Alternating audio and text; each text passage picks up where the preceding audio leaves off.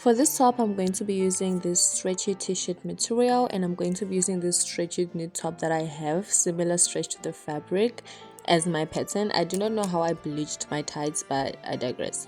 So we're gonna fold our fabric into two. So this fabric is like a leftover piece from my, I don't even know how many years back. So I folded it in half and found where it was making sense for it to fit my top onto.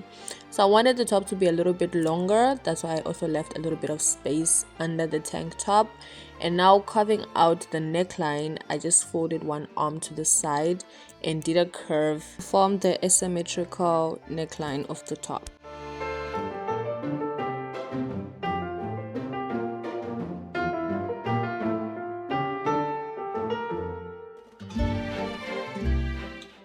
I'm going to add a little bit of more space to the side of the top because I'm not sure how much fabric I'm gonna need to cover my arm for the off-shoulder look. And I'm going ahead and pinning down my fabric before I cut it because this material is stretchy and just been moving everywhere.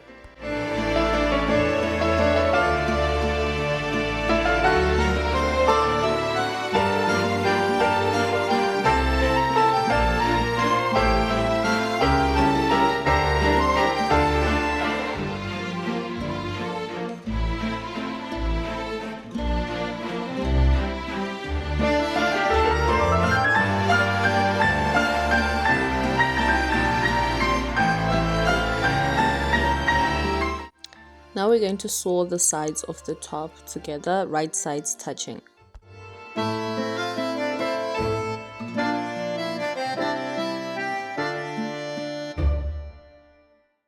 Remember that little piece I added? It ended up being very unnecessary because I ended up sewing exactly where I had drew my first line. Now I'm going to hem all the edges of the armholes, and I'm just folding in about like half an inch.